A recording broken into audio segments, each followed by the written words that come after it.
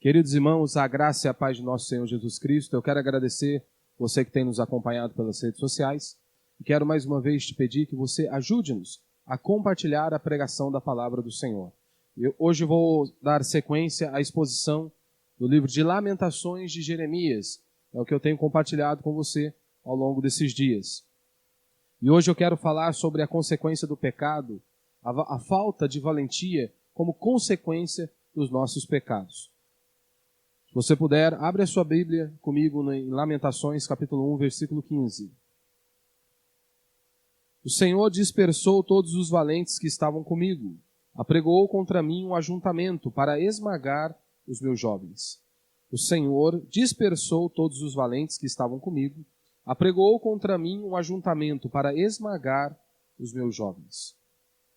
Possivelmente a ideia associada de valente junto com os jovens dá a entender que a força de combate era os jovens. A força de combate naqueles dias eram os jovens. Haja visto que os idosos e as mulheres não iam à batalha. O contexto que Jeremias está nos descrevendo é o seguinte. O contexto histórico aqui é o seguinte. Jeremias é um profeta da parte de Deus. Deus havia levantado Jeremias para pregar a sua palavra. E por longos e longos anos, Jeremias pregou a palavra do Senhor, anunciou a palavra de Deus, e as pessoas não se arrependeram dos seus pecados. Deus havia dado uma ordem a Jeremias, que Jeremias pudesse anunciar àquelas pessoas o seguinte: se eles não se arrependessem dos seus pecados, eles iriam sofrer. Muitos seriam mortos, outros seriam escravizados, e outros iriam viver na miséria, no caos e na ruína. E é exatamente isto que aconteceu. Eles não se arrependeram dos seus pecados. Deus então levanta uma nação, um exército poderosíssimo e destrói aquelas pessoas. Muitos morreram, outros foram levados como escravos e os que restaram ficaram ali na miséria, no caos e na pobreza. Esse é o contexto histórico que nós estamos. Por um certo lado, nós também somos terra arrasada. O nosso país é uma terra arrasada. Em nosso país existe uma tolerância com a bandidagem. Em nosso país há um estímulo à criminalidade. Nós podemos perceber isso de diversas maneiras. Quando nós olhamos certas atitudes que o governo toma em nosso país, e há alguns anos era bem pior, como nós víamos ali a reforma agrária, o eufemismo para roubo, né? Você invadir a terra dos outros, a distribuição de renda, e por aí vai. Se essas coisas não apontam para um fim de um país, eu não sei o que é, então, o que deve apontar para um fim de um país. Não é apenas a impunidade. No Brasil, o crime é protegido por lei. E a pior coisa é quando nós olhamos para os cristãos, aqueles que se intitulam cristãos, que também saem em defesa daquilo que é maligno, que há uma tolerância gigantesca para com aquilo que é errado. Quantas pessoas que se dizem cristãs distorcem o não julgueis. Basta um pregador se levantar e condenar o pecado, e rapidamente muitos desses que se dizem ser cristãos já começam a xingar e dizer que esses homens que combatem e pregam contra o pecado são pessoas insensíveis, pessoas que não foram enviadas por Deus. Eles distorcem o não julgueis. Pense comigo, se Jesus estivesse nesta geração de cristãos, se Jesus estivesse aqui em nossos dias, Jesus seria crucificado por esses cristãos que dizem não julgueis, porque convenhamos, se você conhece um pouco a Escritura, se você conhece um pouco da palavra de Deus, você pode perceber que Jesus, ele combatia duramente o pecado. Jesus se levantou constantemente. Ninguém foi tão duro contra o pecado como Jesus Cristo. Se você se lembra, em várias ocasiões, como ele olhava para os fariseus e dizia: olha, vocês são como o sepulcro caiado, vocês são como caixões fedidos. Vocês estão completamente distante da palavra do Senhor. Se Jesus vivesse nos nossos dias, com certeza ele seria crucificado, condenado por esses que se dizem cristãos, com o discurso do não julgueis. Jesus foi misericordioso, sim, eu sei disso. E nós também devemos ser. Mas a misericórdia, ela vem após apontarmos o pecado. Após apontarmos o pecado, então a misericórdia vem. E é triste, nós sabemos que vivemos em um país que os próprios cristãos, em sua maioria, são os primeiros a ser coniventes com aquilo que é mal. Sabe qual que é um dos símbolos de uma sociedade decadente e destruída? É a falta de valentia. Quando a valentia é algo em extinção. Este é o exato símbolo de uma sociedade decadente e destruída. A extinção da valentia. E eu tenho falado das consequências do pecado, e uma delas é exatamente isso, a falta de valentia. Quando a valentia ela é retirada, os indefesos, os pequenos, os mais fracos, eles são pisoteados. Quando a valentia é retirada, é isso que acontece. Os indefesos, os pequenos, os mais fracos, são pisoteados.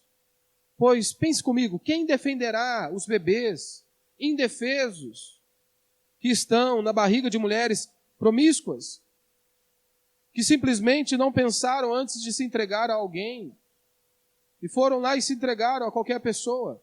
E aí a melhor maneira, o melhor caminho que elas acharam para eliminar aquilo que elas chamam de problema, que é um filho, é matando. Quem irá proteger essas crianças? A valentia não é coisa de homem, valentia é uma virtude. Valentia é uma virtude e deve estar presente em todos nós. E nós vemos inúmeros exemplos na Escritura, sejam de mulheres, sejam de homens, que foram valentes, corajosos. Se você analisar, por exemplo, Maria, você já parou para pensar? Maria, o anjo vem até ela, Maria está prestes a se casar. Maria está numa cultura onde o adultério ele era apedrejamento. Se uma pessoa fosse pega em adultério, ela deveria ser apedrejada. O anjo vem e diz a Maria que ela vai conceber um filho do Espírito Santo.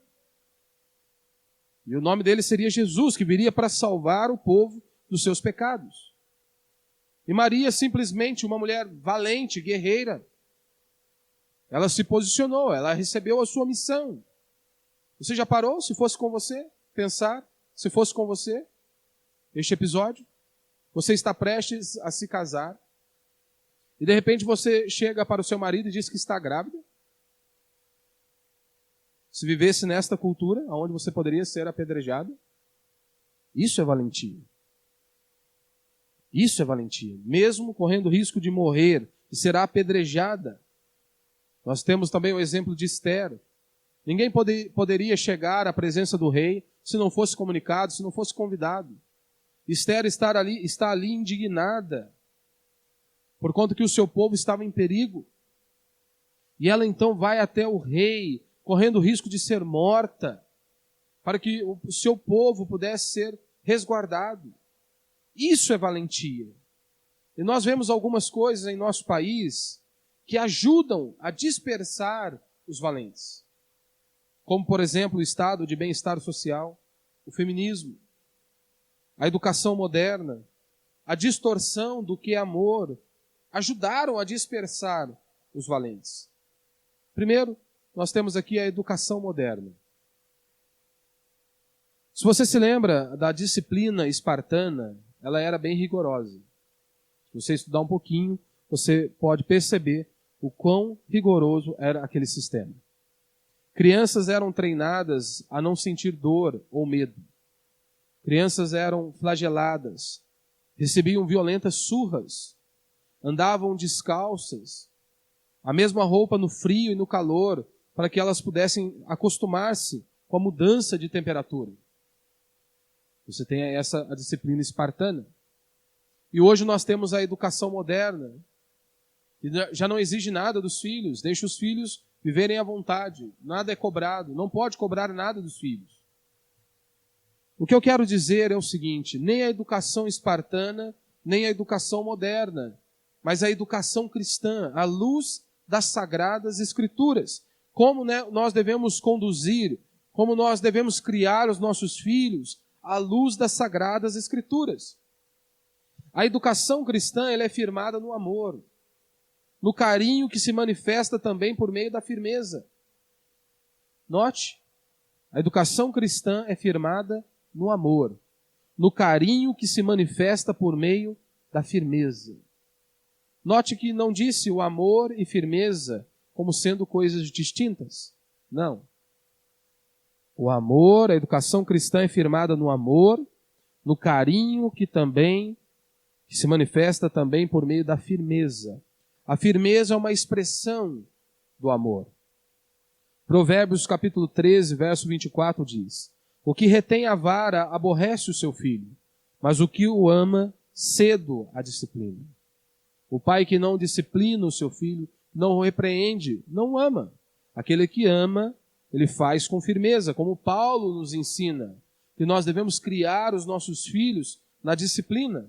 Efésios capítulo 6, versículo 4 diz: e vós, pais, não provoqueis vossos filhos à ira, mas criai-os na disciplina e na admoestação do Senhor. Mas criai-os na disciplina. Disciplina no grego é paideia, que significa o seguinte: a instrução que aponta para o crescimento em virtude. Ou seja, disciplina, instrução que aponta para o crescimento em virtude. Um outro significado é a punição, e um outro que nós bem conhecemos, né? Uma outra definição de disciplina é a daquela pessoa regrada, né? Ela tem disciplina para acordar cedo, fazer determinadas coisas.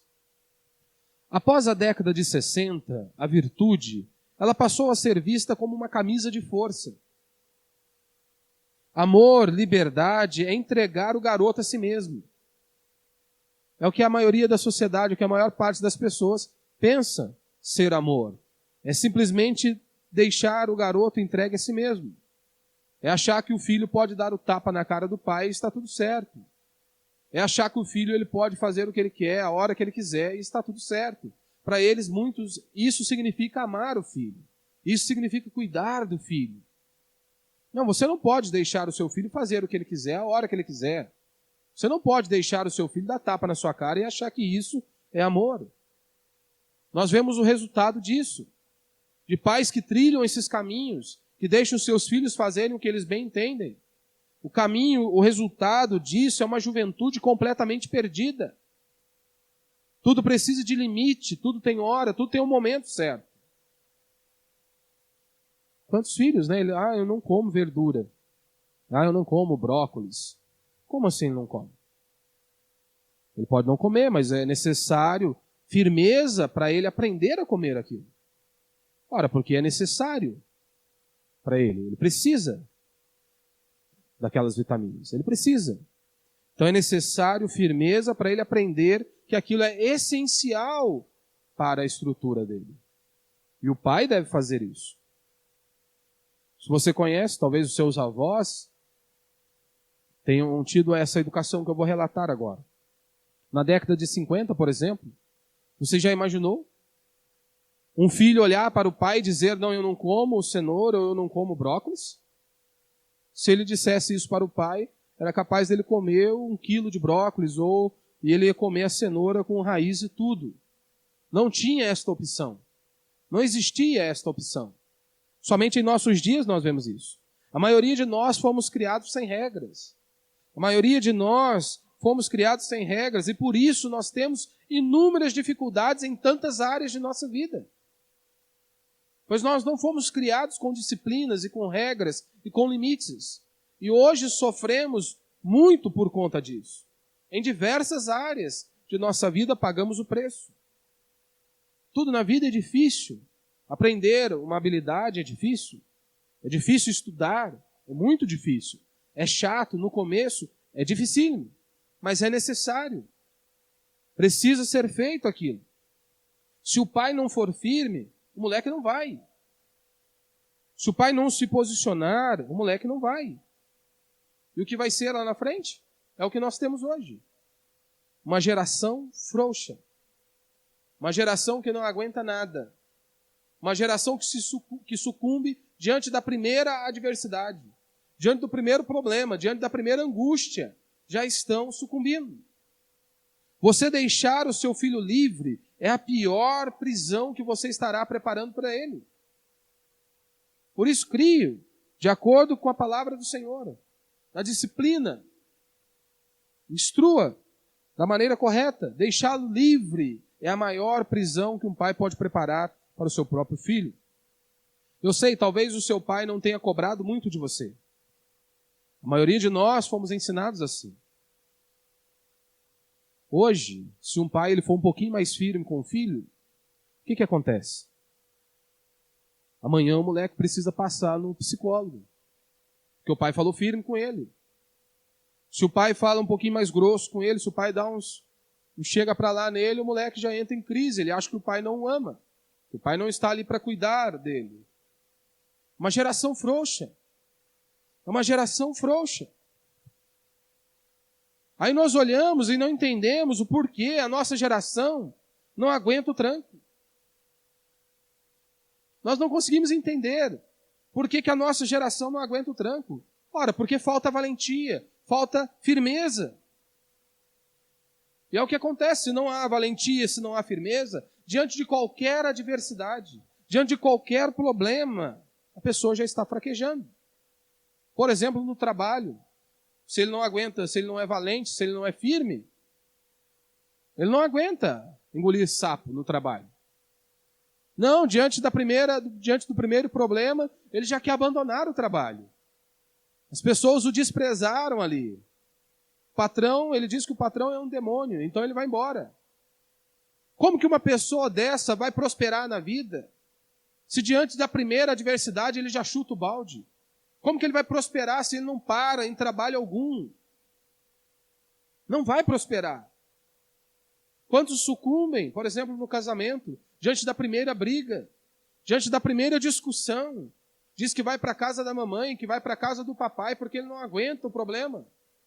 Uma geração frouxa, que não aguenta o tranco, é isso que nós vemos em nossos dias. Nós somos naturalmente preguiçosos.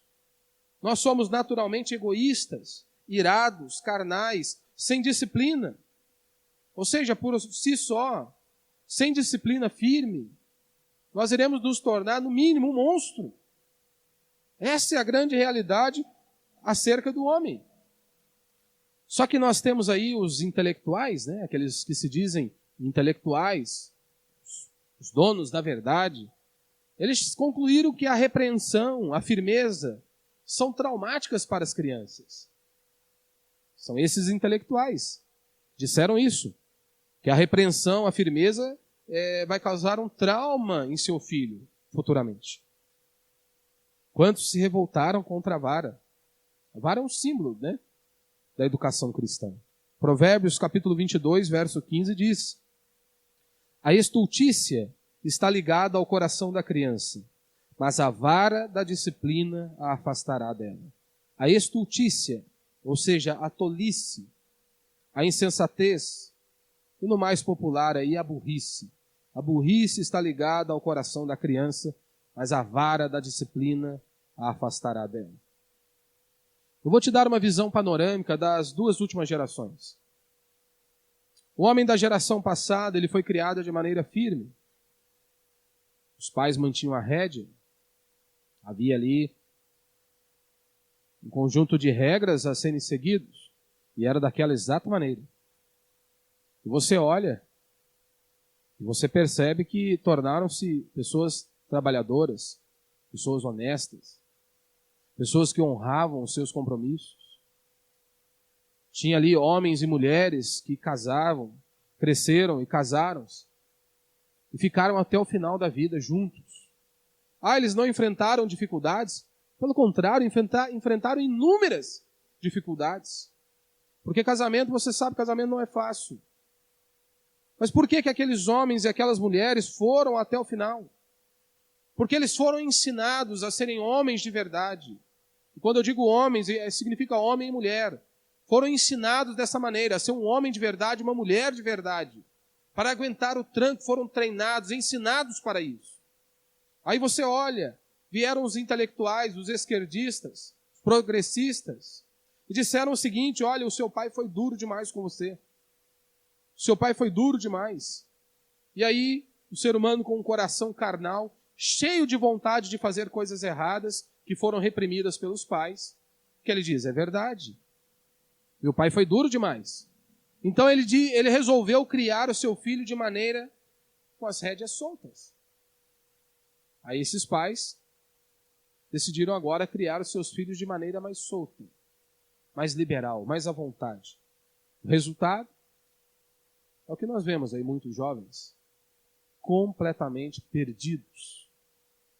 Filhos dando tapa na cara do próprio pai. Filho cuspindo na cara do próprio pai.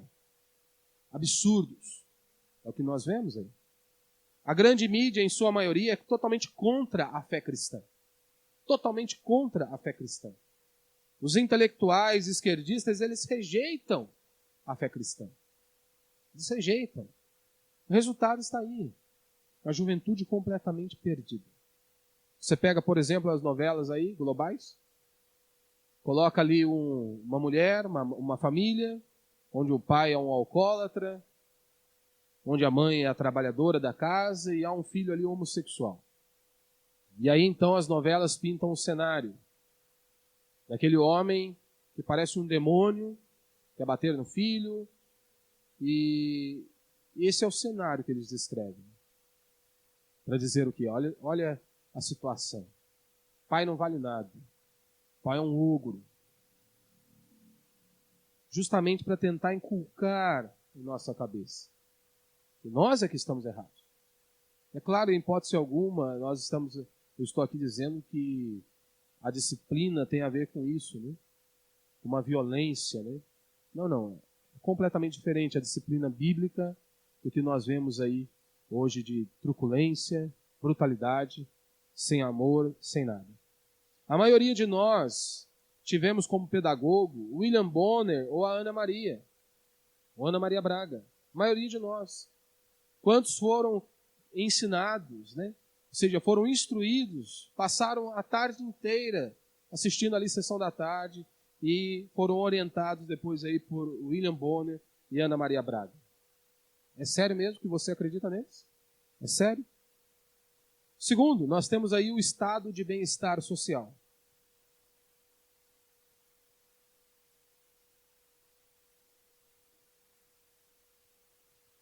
O estado de bem-estar social é a cara nova do marxismo. Basicamente, quando o governo é responsável por prover tudo a nós. Em nosso país, são os chamados direitos. Direito à educação, saúde, alimentação e moradia. É o que o nosso país diz. Ainda que a pessoa não trabalhe, simplesmente pelo fato dela existir, ela tem direito à educação, saúde, moradia e alimentação. A questão é que eles não explicam de onde virão esses direitos. E é claro, esses direitos virão de alguém que foi roubado por meio do seu imposto. Mas eles não explicam isso. Você já experimentou? Imagine. Uma pessoa numa ilha deserta começar a gritar, olha, eu tenho direito à saúde, à educação e à moradia. O que vai acontecer a ele? Nada. Porque não vai existir alguém para prover algo a ele se ele não colocar a mão no arado. A ideia do Estado como um provedor, como uma espécie de Deus que nós vemos hoje, gera coisas bizarras. Geram coisas bizarras. Olhar para o Estado como um Deus, como um provedor de tudo. Como, por exemplo, na Suécia. Chegaram a propor que o Estado deveria dar uma bolsa de sexo. Ou seja, o Estado deveria prover isso. Deveria financiar isso aos cidadãos. Em nosso país, o senador Cristóvão Buarque, ele propôs ali a PEC da felicidade. Ou seja, o Estado tem que prover a felicidade às pessoas. Ou seja, você tem o direito à felicidade. É o que nós vemos. Talvez você esteja pensando, pastor, mas vai falar sobre política? Não. Isso tem a ver comigo e com você. Qual que é o problema disso? De olharmos para o Estado como um Deus? Como um provedor? Ora, se o Estado é a babá, os homens tornam-se os bebês. Se o Estado é a babá, você vai se tornar o bebê. O brasileiro, em sua maioria, ele tem a sensação de que alguém está deixando de ajudá-lo. Se você parar e analisar, talvez você seja assim. O brasileiro, em sua maioria, ele tem essa sensação alguém está deixando de ajudá-lo. Já todos têm que fazerem algo para nós. Todo mundo tem que me servir. Começamos a nos olhar como vítimas, e o Estado ele se apresenta como o redentor. Mesmo sem o cara possuir nada, ele sempre está achando que o outro está lhe roubando. Este é o cenário do nosso país. E essa ideia destrói a valentia. Porque pense comigo. Imagine que no topo da montanha haja um pote de ouro. E ali simboliza, representa o dinheiro que você precisa para sobreviver, representa a sua vocação, os seus sonhos, os desafios que Deus te dá. Mas para você alcançar esse pote de ouro, você vai ter que passar por um corredor. Só que dos dois lados do corredor, há monstros que estão ali completamente bem armados, com porretes, com faca e por aí vai. Só que para você chegar até o pote de ouro, você precisará passar por esse caminho. A vida real é assim. Se você quer conquistar algo, é extremamente difícil. Para você conquistar algo, alguma coisa nesta vida, é assim. A vida real é desta exata maneira. Se você quer conquistar algo, você vai ter que ir. Vá e sangre até chegar lá. Se a pessoa quer conquistar aquele pote de ouro, ela terá que passar por aquele corredor. Talvez irá levar umas pauladas na cabeça, será perfurada com a faca. Talvez poderá chegar lá do outro lado, faltando um membro. Talvez se arrastando. Mas a vida é assim. Para conquistar alguma coisa é extremamente difícil. Só que no país que nós vivemos, no nosso Brasil, nós aprendemos que alguém tem que trazer esse pote de ouro até nós. Nós fomos ensinados assim no nosso país. Ficamos esperando, alguém tem que trazer o pote de ouro até a minha pessoa. Ficamos ali como menininhas protestando pelo nosso direito. Não, alguém tem que me trazer o pote de ouro. Não, isso não existe. Valentia é ter coragem de enfrentar o risco. É desta exata maneira. Só que no Brasil nós fomos ensinados que tudo deve ser dado de mão beijada. No nosso país nós fomos ensinados assim. Recebemos essa instrução, que tudo é de mão beijada, que tudo vai vir fácil.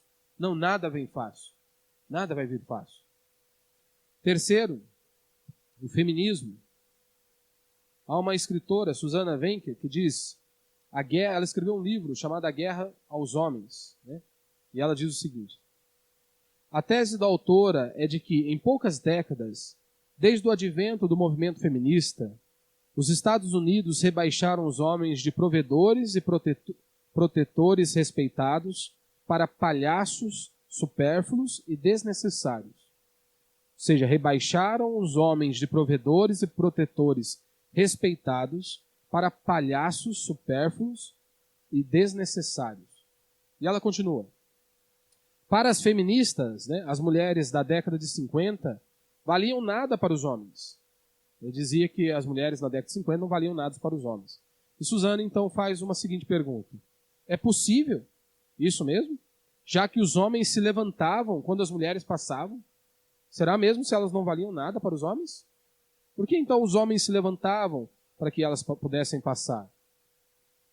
Se você se lembra do Titanic, você vai se recordar que a maioria dos sobreviventes foram mulheres e crianças.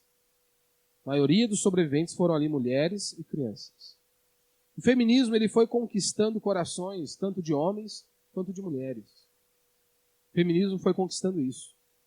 Hoje, a masculinidade ela é vista como machismo, como algo completamente negativo. Você, que é mulher, que tipo de homem você quer? Qual homem as mulheres querem? É um homem que sabe trocar uma fralda, mas é um homem que não consegue vencer a pornografia? Não, se os dois trabalham fora, é claro que um deve ajudar o outro dentro de casa. Só que muitas mulheres estão preocupadas, querem um homem assim, que saiba trocar uma fralda, mas ele não consegue vencer a pornografia. É isso mesmo que você quer? O homem que sabe lavar uma louça perfeitamente, mas o homem que não se sacrifica pela sua família? Que não se sacrifica pela sua família? É isso mesmo que você quer? Há alguns lares que até o cachorro obedece mais a mulher do que o cara. O cara está ali falando para o cachorro, vai embora, Rex, vai embora, Rex. O cachorro está ali. De repente a mulher chega e diz, vai embora, Rex. E o cachorro vai embora. Até o cachorro obedece a mulher do que o homem. Você quer um homem que esteja contigo até o final? Porque aguentar fralda suja de criança é fácil. Isso é mole. Difícil é aguentar o perfume de uma mulher bonita. Qual você prefere? Um homem que aguente aí uma fralda suja do filho? Ou um homem que resista ao perfume de uma mulher bonita? O feminismo ajudou a desconstruir tanto o que é ser um homem de verdade, como também o que é ser uma mulher de verdade. O feminismo destruiu, ajudou a desconstruir isso. E por último, para a gente encerrar, o que explica a falta de valentia é a distorção do que é amor. A distorção do que é amor, à luz das Sagradas Escrituras. A coragem e a virtude, a coragem e a valentia são virtudes que estão associadas ao amor. Pois, motivado pelo amor ao filho, que o pai cria coragem para defendê-lo. Porque o pai ama o seu filho, então ele cria coragem para defender o seu filho, defender a sua família. Então a valentia e a coragem são virtudes associadas ao amor. Só que nós vivemos em um país que, graças a Deus, tem caminhado para a mudança, mas por longos e longos anos fomos estimulados à covardia. Sim, principalmente também, é claro, junto com o desarmamento, né? Nada pode ser feito mesmo. Vivemos num país que somos orientados ao seguinte: se você for assaltado, né, não reage. Não reage. É claro, juntamente com o desarmamento, isso ganhou uma força. Porque imagine, você é um cidadão de bem. E você está ali. Olha, o governo diz que você não pode andar armado. E aí, então, o governo, como fez há alguns anos, convidou todos a entregarem suas armas. Você acha mesmo que o bandido foi entregar a arma dele? Você acha mesmo que o ladrão entregou? Não, quem entregou foi o cidadão de bem. Aí pense comigo, o ladrão está ali. Ele sabe que o cidadão de bem está desarmado. Ele continua armado. E a todo instante o governo, a mídia está dizendo, se você for assaltado, não reage. O ladrão, o vagabundo, só falta dizer, aqui é o meu lugar, estou no paraíso. Eu posso fazer o que eu quiser. Posso deitar e rolar, está tudo certo. Depois nós não entendemos porque a coragem é uma virtude escassa em nossos dias.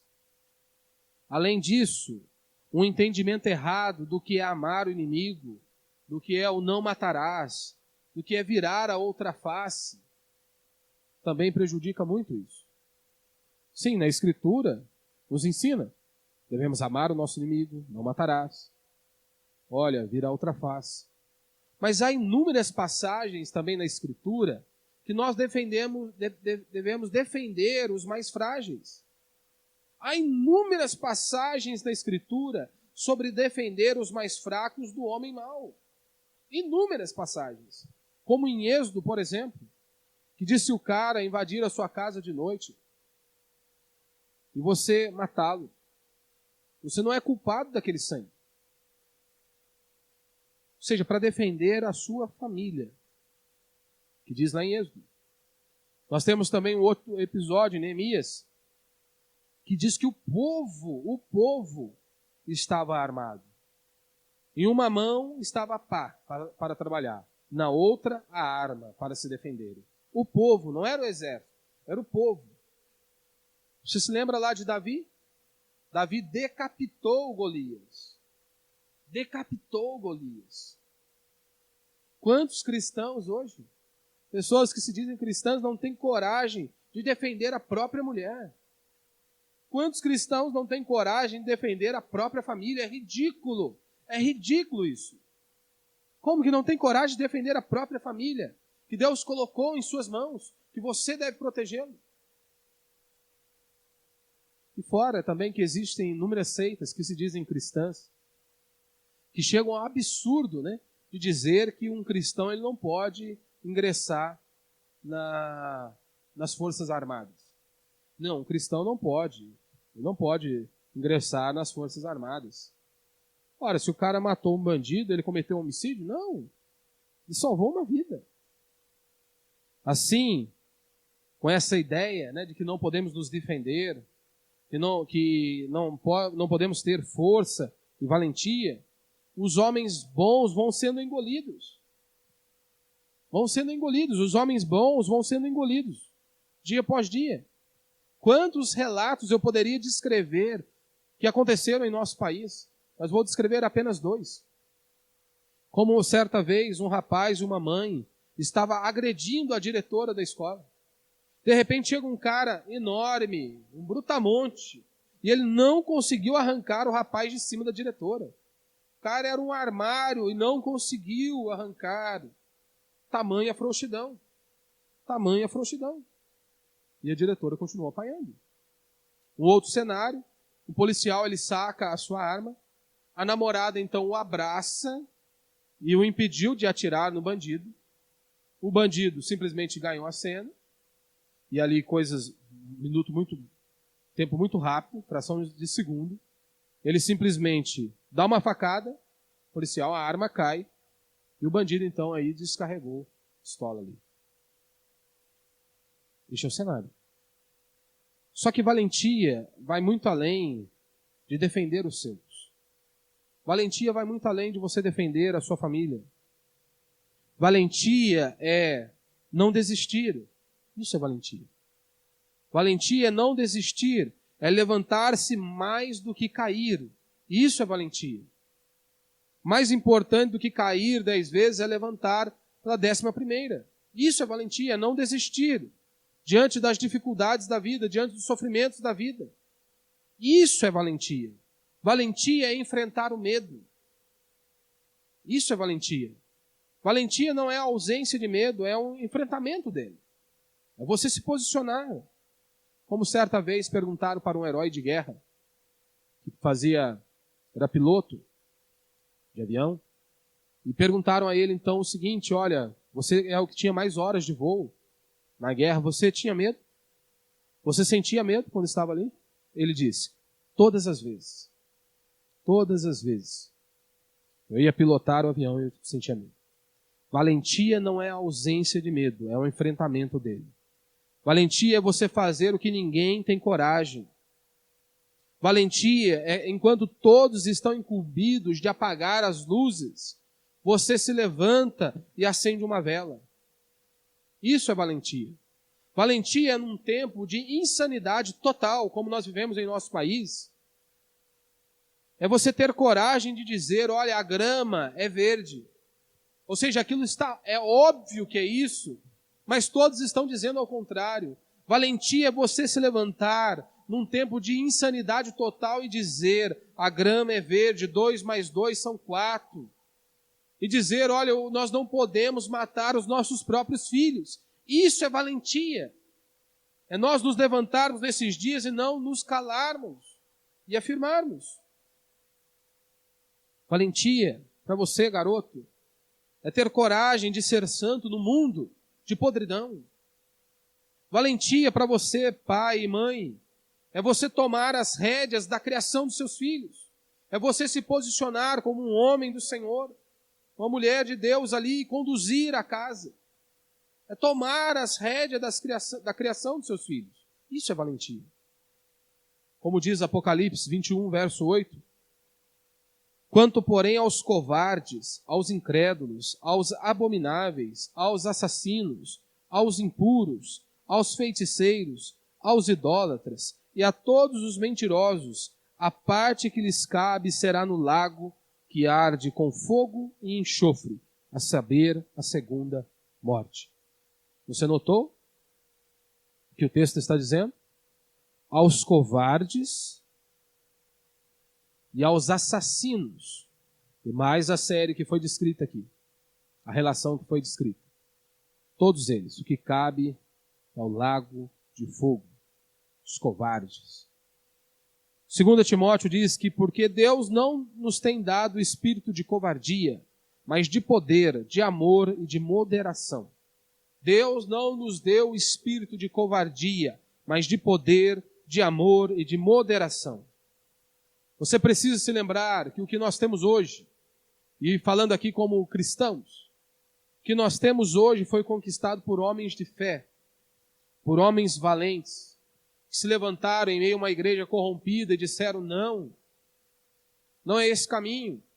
A salvação é pela fé. Homens que lutaram, homens que foram perseguidos, outros simplesmente porque traduziram a Bíblia, foram mortos, porque traduziram a Bíblia para outro idioma, foram perseguidos. Ou seja, o que nós temos hoje foi conquistado por homens de fé.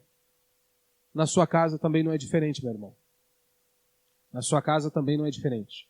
Se você desfruta de algo bom, é porque alguém foi valente. Se você desfruta de algo bom, é porque alguém foi valente. Porque ali existe um homem de verdade. Porque ali existe uma mulher de verdade. Que batalhou, que conquistou. Se você desfruta de algo bom, é por conta disso. Porque existe ali um valente. E à luz da Escritura, nós somos ordenados a sermos valentes. À luz da palavra de Deus, nós somos ordenados a sermos valentes, a sermos firmes. E há inúmeros relatos na palavra de Deus. Eu quero lembrar aqui apenas de Hebreus, capítulo 11, que diz que muitos foram cerrados ao meio, muitos foram decapitados por conta da palavra de Deus. Quantos cristãos foram mortos? Não eram líderes religiosos, não eram pastores, ou padre, ou qualquer outra coisa, mas eram seguidores, fiéis a Cristo. Foram mortos por crerem em Cristo. Diante da família, diante dos filhos. Mesmo assim, eles continuaram inabaláveis. Eram valentes, guerreiros. Por isso, que Deus possa, eu e você e eu, possamos nos dobrar diante do Senhor. E mais uma vez clamar a Deus, pedindo que o Senhor nos dê força, coragem, que o Senhor nos dê sabedoria para ensinarmos os nossos filhos, a conduzirmos a nossa casa e para que nós venhamos estar firmados em Sua palavra. Por isso vamos orar a Deus mais uma vez. Senhor, eu te agradeço, Pai, mais uma vez pelo privilégio, Pai, de ouvirmos a Tua palavra, sermos alimentados pela Tua palavra. Ó Deus, que em nome do Teu Filho Jesus Cristo de Nazaré, ó Pai, que o Senhor abra os nossos olhos, que nós possamos ser homens de verdade, pessoas firmes. Sim, ó Pai, que a amor e a firmeza andam juntas. Ó Deus, que nós possamos nos dobrar diante da Tua palavra e aplicar, ó Pai, os princípios da Tua palavra em nossos lares. É o que eu te peço, ó Deus, em nome do Teu Filho, Jesus Cristo de Nazaré. Livra-nos, ó Pai, de sermos pessoas frouxas. Livra-nos, ó Deus, de sermos pessoas que não são valentes, que não são fortes, ó Pai. As pessoas, sim, ó Pai, que tenham firmeza, confiam no Senhor, Pai, que mesmo em meio a uma sociedade, em meio a uma nação, ó Deus, completamente perdida, nós possamos, ó Deus, estarmos dobrados diante do Senhor, reafirmando, ó Pai, a nossa fé, a nossa convicção, ó Pai, a nossa esperança em Ti, ó Deus. Perdoa os nossos pecados. Ó Deus, tem misericórdia de nós. Nos dê sabedoria para conduzirmos os nossos lares. Que o Senhor nos dê força, coragem, para defendermos, ó Pai, a nossa família e batalharmos, ó Pai, e pregarmos, anunciarmos ao Senhor a todo mundo. É o que eu te peço, ó Deus, em nome do Teu Filho Jesus Cristo de Nazaré. Pai, que a nossa confiança e a nossa esperança esteja no Senhor. E no nome de Jesus Cristo eu oro e peço a Ti. Amém? Que Deus te abençoe. Em nome de